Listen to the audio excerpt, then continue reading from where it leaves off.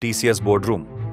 अगली कुछ तिमाहियों में स्थिति सुधरने की उम्मीद। एफवाई सैकड़ा 26 में इंटरनेशनल कारोबार में अच्छी ग्रोथ संभव। TCS share price. Sameer Seksaria का कहना है कि कंपनी के घरेलू कारोबार में अनुमान से कम ग्रोथ रही है। इंटरनेशनल कारोबार में भी अनुमान से कम ग्रोथ देखने को मिली है। ग्लोबल मैक्रो स्थिति का इंटरनेशनल कारोबार पर निगेटिव असर पड़ा है। क्लाइंट्स अभी भी फैसले लेने में देरी कर रहे हैं। ग्लोबल स्थिति को लेकर क्लाइंट्स सतर्क हैं। क्लाइंट्स प्रोजेक्ट को लेकर देरी कर रहे हैं। TCS share price. कमजोर नतीजों के बाद टीसीएस के शेयर में आज 2% से ज्यादा की गिरावट देखने को मिल रही है। पहली तिमाही में कंपनी की कॉन्स्टेंट करेंसी आय ग्रोथ अनुमान से ज्यादा कमजोर रही है और यह 3.3% घटी है।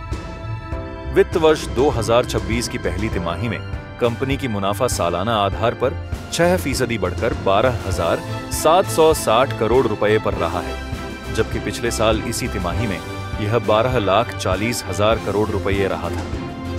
तिमाही आधार पर कंपनी का मुनाफा 12,224 करोड़ रुपए से 4.4% बढ़कर बाजार की उम्मीदों से बेहतर रहा। हालांकि कंपनी ने बताया है कि अप्रैल-जून तिमाही में उसका ऑपरेटिंग रेवेन्यू 1.3% बढ़कर 67,437,000 करोड़ रुपए रहा है।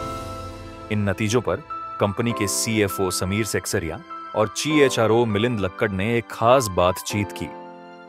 समीर सेक्सरिया का कहना है कि कंपनी के घरेलू कारोबार में अनुमान से कम ग्रोथ रही है। इंटरनेशनल कारोबार में भी अनुमान से कम ग्रोथ देखने को मिली है।